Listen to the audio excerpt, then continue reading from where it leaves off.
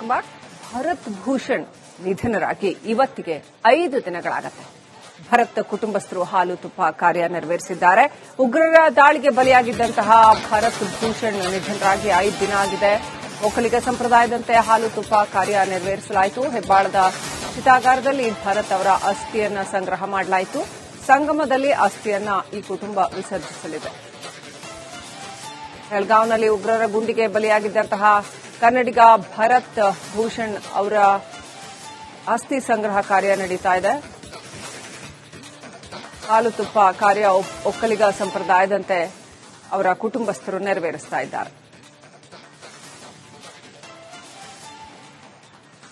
ನೋಡ್ತಾ ಇದ್ವಿ ಭರತ್ ಭೂಷಣ್ ಅವರ ಕುಟುಂಬಸ್ಥರು ಹಾಲು ತುಪ್ಪ ಕಾರ್ಯ ನೆರವೇರಿಸ್ತಾ ಇರ್ತಕ್ಕಂಥದ್ದು ಯಾರಿಗೇ ಆದ್ರೂ ಕೂಡ ಬಹಳ ನೋವಿನ ಸಂಗತಿ ಮತ್ತು ಬಹಳ ಅನಿರೀಕ್ಷಿತವಾದಂತಹ ಒಂದು ಸಂಗತಿ. ಅಷ್ಟು ಸುಲಭ ಅಲ್ಲ. ಒಂದು ಸಾವನ್ನ ಅರಗಿಸಿಕೊಳ್ಳೋದು ವರ್ಷಗಟ್ಟಲೇ ಬೇಕಾಗತ್ತೆ.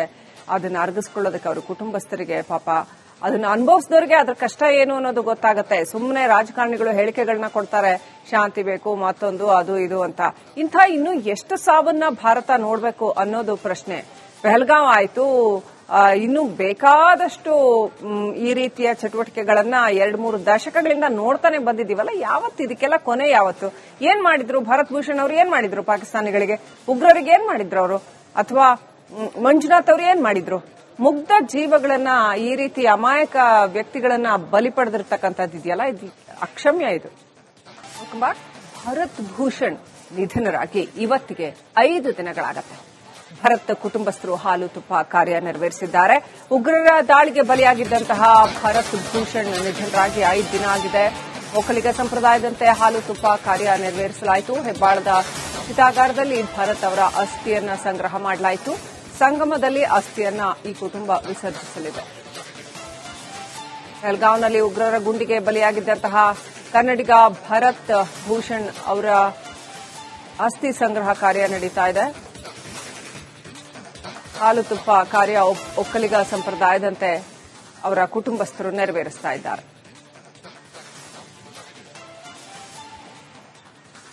ನೋಡ್ತಾ ಇದ್ವಿ ಭರತ್ ಭೂಷಣ್ ಅವರ ಕುಟುಂಬಸ್ಥರು ಹಾಲು ತುಪ್ಪ ಕಾರ್ಯ ನೆರವೇರಿಸ್ತಾ ಇರ್ತಕ್ಕಂಥದ್ದು ಯಾರಿಗೇ ಆದ್ರೂ ಕೂಡ ಬಹಳ ನೋವಿನ ಸಂಗತಿ ಮತ್ತು ಬಹಳ ಅನಿರೀಕ್ಷಿತವಾದಂತಹ ಒಂದು ಸಂಗತಿ. ಅಷ್ಟು ಸುಲಭ ಅಲ್ಲ.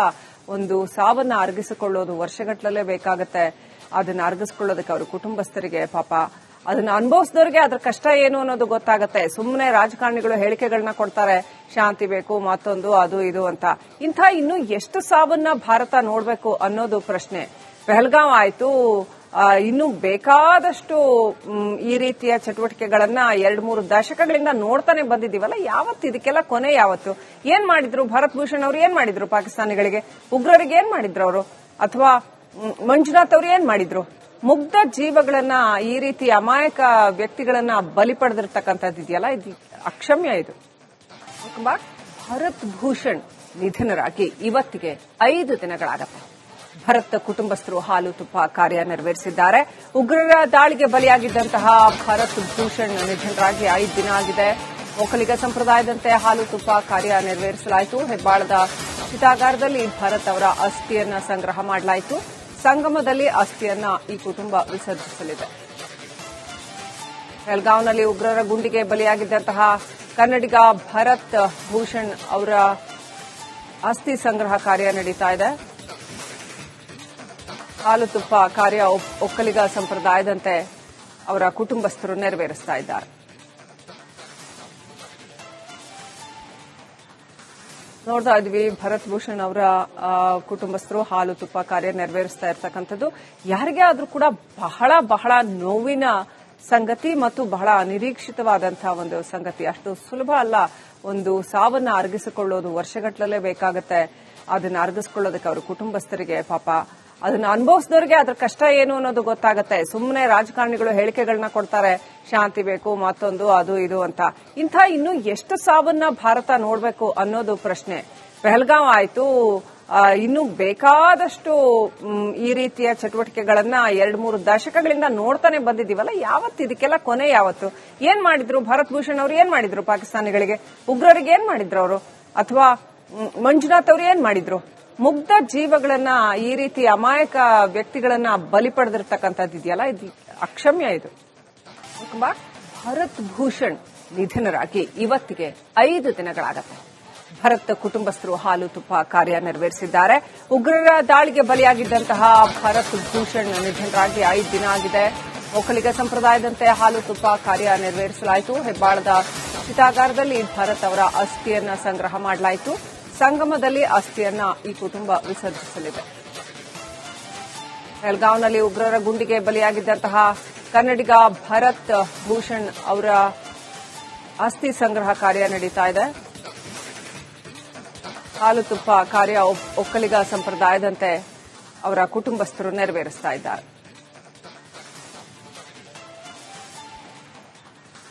ನೋಡ್ತಾ ಇದ್ವಿ, ಭರತ್ ಭೂಷಣ್ ಅವರ ಕುಟುಂಬಸ್ಥರು ಹಾಲು ತುಪ್ಪ ಕಾರ್ಯ ನೆರವೇರಿಸ್ತಾ ಇರ್ತಕ್ಕಂಥದ್ದು ಯಾರಿಗೇ ಆದ್ರೂ ಕೂಡ ಬಹಳ ಬಹಳ ನೋವಿನ ಸಂಗತಿ ಮತ್ತು ಬಹಳ ಅನಿರೀಕ್ಷಿತವಾದಂತಹ ಒಂದು ಸಂಗತಿ. ಅಷ್ಟು ಸುಲಭ ಅಲ್ಲ.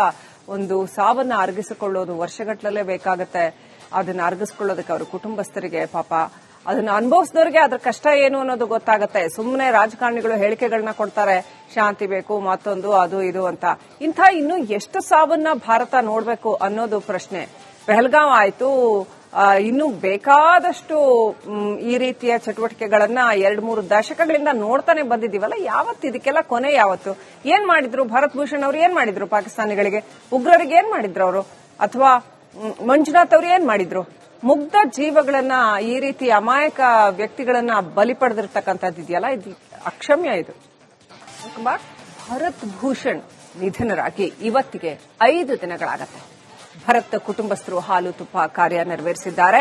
ಉಗ್ರರ ದಾಳಿಗೆ ಬಲಿಯಾಗಿದ್ದಂತಹ ಭರತ್ ಭೂಷಣ್ ನಿಧನರಾಗಿ 5 ದಿನ ಆಗಿದೆ. ಒಕ್ಕಲಿಗ ಸಂಪ್ರದಾಯದಂತೆ ಹಾಲು ತುಪ್ಪ ಕಾರ್ಯ ನೆರವೇರಿಸಲಾಯಿತು. ಹೆಬ್ಬಾಳದ ಚಿತಾಗಾರದಲ್ಲಿ ಭರತ್ ಅವರ ಅಸ್ಥಿಯನ್ನ ಸಂಗ್ರಹ ಮಾಡಲಾಯಿತು. ಸಂಗಮದಲ್ಲಿ ಅಸ್ಥಿಯನ್ನ ಈ ಕುಟುಂಬ ವಿಸರ್ಜಿಸಲಿದೆ. ಬೆಳಗಾವಿನಲ್ಲಿ ಉಗ್ರರ ಗುಂಡಿಗೆ ಬಲಿಯಾಗಿದ್ದಂತಹ ಕನ್ನಡಿಗ ಭರತ್ ಭೂಷಣ್ ಅವರ ಅಸ್ಥಿ ಸಂಗ್ರಹ ಕಾರ್ಯ ನಡೀತಾ ಇದೆ. ಹಾಲು ತುಪ್ಪ ಕಾರ್ಯ ಒಕ್ಕಲಿಗ ಸಂಪ್ರದಾಯದಂತೆ ಅವರ ಕುಟುಂಬಸ್ಥರು ನೆರವೇರಿಸ್ತಾ ಇದ್ದಾರೆ. ನೋಡ್ತಾ ಇದ್ವಿ, ಭರತ್ ಭೂಷಣ್ ಅವರ ಕುಟುಂಬಸ್ಥರು ಹಾಲು ತುಪ್ಪ ಕಾರ್ಯ ನೆರವೇರಿಸ್ತಾ ಇರ್ತಕ್ಕಂಥದ್ದು ಯಾರಿಗೇ ಆದ್ರೂ ಕೂಡ ಬಹಳ ಬಹಳ ನೋವಿನ ಸಂಗತಿ ಮತ್ತು ಬಹಳ ಅನಿರೀಕ್ಷಿತವಾದಂತಹ ಒಂದು ಸಂಗತಿ. ಅಷ್ಟು ಸುಲಭ ಅಲ್ಲ. ಒಂದು ಸಾವನ್ನ ಅರಗಿಸಿಕೊಳ್ಳೋದು ವರ್ಷಗಟ್ಟಲೇ ಬೇಕಾಗುತ್ತೆ. ಅದನ್ನ ಅರಗಿಸಿಕೊಳ್ಳೋದಕ್ಕೆ ಅವರ ಕುಟುಂಬಸ್ಥರಿಗೆ ಪಾಪ ಅದನ್ನ ಅನುಭವಿಸಿದವರಿಗೆ ಅದ್ರ ಕಷ್ಟ ಏನು ಅನ್ನೋದು ಗೊತ್ತಾಗುತ್ತೆ. ಸುಮ್ಮನೆ ರಾಜಕಾರಣಿಗಳು ಹೇಳಿಕೆಗಳನ್ನ ಕೊಡ್ತಾರೆ, ಶಾಂತಿ ಬೇಕು, ಮತ್ತೊಂದು ಅದು ಇದು ಅಂತ. ಇಂಥ ಇನ್ನು ಎಷ್ಟು ಸಾವನ್ನ ಭಾರತ ನೋಡಬೇಕು ಅನ್ನೋದು ಪ್ರಶ್ನೆ.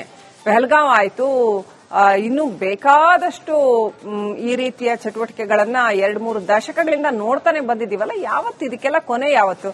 ಏನ್ ಮಾಡಿದ್ರು ಭರತ್ ಭೂಷಣ್ ಅವರು? ಏನ್ ಮಾಡಿದ್ರು ಪಾಕಿಸ್ತಾನಿಗಳಿಗೆ? ಉಗ್ರರಿಗೆ ಏನ್ ಮಾಡಿದ್ರು ಅವರು? ಅಥವಾ ಮಂಜುನಾಥ್ ಅವರು ಏನ್ ಮಾಡಿದ್ರು? ಮುಗ್ಧ ಜೀವಗಳನ್ನ ಈ ರೀತಿ ಅಮಾಯಕ ವ್ಯಕ್ತಿಗಳನ್ನ ಬಲಿ ಪಡೆದಿರ್ತಕ್ಕಂಥದ್ದು ಇದೆಯಲ್ಲ, ಇದು ಅಕ್ಷಮ್ಯ. ಇದು ಭರತ್ ಭೂಷಣ್ ನಿಧನರಾಗಿ ಇವತ್ತಿಗೆ 5 ದಿನಗಳಾಗತ್ತೆ. ಭರತ್ ಕುಟುಂಬಸ್ಥರು ಹಾಲು ತುಪ್ಪ ಕಾರ್ಯ ನೆರವೇರಿಸಿದ್ದಾರೆ. ಉಗ್ರರ ದಾಳಿಗೆ ಬಲಿಯಾಗಿದ್ದಂತಹ ಭರತ್ ಭೂಷಣ್ ನಿಧನರಾಗಿ 5 ದಿನ ಆಗಿದೆ. ಒಕ್ಕಲಿಗ ಸಂಪ್ರದಾಯದಂತೆ ಹಾಲು ತುಪ್ಪ ಕಾರ್ಯ ನೆರವೇರಿಸಲಾಯಿತು. ಹೆಬ್ಬಾಳದ ಚಿತಾಗಾರದಲ್ಲಿ ಭರತ್ ಅವರ ಅಸ್ಥಿಯನ್ನ ಸಂಗ್ರಹ ಮಾಡಲಾಯಿತು. ಸಂಗಮದಲ್ಲಿ ಅಸ್ಥಿಯನ್ನ ಈ ಕುಟುಂಬ ವಿಸರ್ಜಿಸಲಿದೆ. ಬೆಳಗಾವಿನಲ್ಲಿ ಉಗ್ರರ ಗುಂಡಿಗೆ ಬಲಿಯಾಗಿದ್ದಂತಹ ಕನ್ನಡಿಗ ಭರತ್ ಭೂಷಣ್ ಅವರ ಅಸ್ಥಿ ಸಂಗ್ರಹ ಕಾರ್ಯ ನಡೀತಾ ಇದೆ. ಹಾಲು ತುಪ್ಪ ಕಾರ್ಯ ಒಕ್ಕಲಿಗ ಸಂಪ್ರದಾಯದಂತೆ ಅವರ ಕುಟುಂಬಸ್ಥರು ನೆರವೇರಿಸ್ತಾ ಇದ್ದಾರೆ.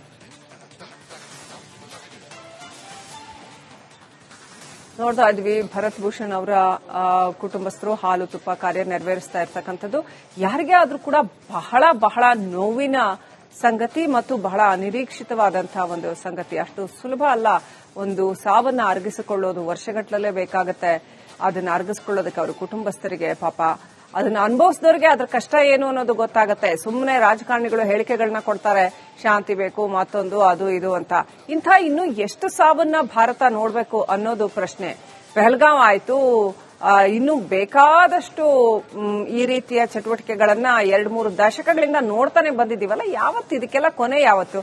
ಏನ್ ಮಾಡಿದ್ರು ಭರತ್ ಭೂಷಣ್ ಅವರು? ಏನ್ ಮಾಡಿದ್ರು ಪಾಕಿಸ್ತಾನಿಗಳಿಗೆ? ಉಗ್ರರಿಗೆ ಏನ್ ಮಾಡಿದ್ರು ಅವರು? ಅಥವಾ ಮಂಜುನಾಥ್ ಅವರು ಏನ್ ಮಾಡಿದ್ರು? ಮುಗ್ಧ ಜೀವಗಳನ್ನ, ಈ ರೀತಿ ಅಮಾಯಕ ವ್ಯಕ್ತಿಗಳನ್ನ ಬಲಿ ಪಡೆದಿರ್ತಕ್ಕಂಥದ್ದಿದೆಯಲ್ಲ, ಇದು ಅಕ್ಷಮ್ಯ. ಇದು ಭರತ್ ಭೂಷಣ್ ನಿಧನರಾಗಿ ಇವತ್ತಿಗೆ 5 ದಿನಗಳಾಗತ್ತೆ. ಭರತ್ ಕುಟುಂಬಸ್ಥರು ಹಾಲು ತುಪ್ಪ ಕಾರ್ಯ ನೆರವೇರಿಸಿದ್ದಾರೆ. ಉಗ್ರರ ದಾಳಿಗೆ ಬಲಿಯಾಗಿದ್ದಂತಹ ಭರತ್ ಭೂಷಣ್ ನಿಧನರಾಗಿ 5 ದಿನ ಆಗಿದೆ. ಒಕ್ಕಲಿಗ ಸಂಪ್ರದಾಯದಂತೆ ಹಾಲು ತುಪ್ಪ ಕಾರ್ಯ ನೆರವೇರಿಸಲಾಯಿತು. ಹೆಬ್ಬಾಳದ ಚಿತಾಗಾರದಲ್ಲಿ ಭರತ್ ಅವರ ಅಸ್ಥಿಯನ್ನ ಸಂಗ್ರಹ ಮಾಡಲಾಯಿತು. ಸಂಗಮದಲ್ಲಿ ಅಸ್ಥಿಯನ್ನ ಈ ಕುಟುಂಬ ವಿಸರ್ಜಿಸಲಿದೆ. ಬೆಳಗಾವಿನಲ್ಲಿ ಉಗ್ರರ ಗುಂಡಿಗೆ ಬಲಿಯಾಗಿದ್ದಂತಹ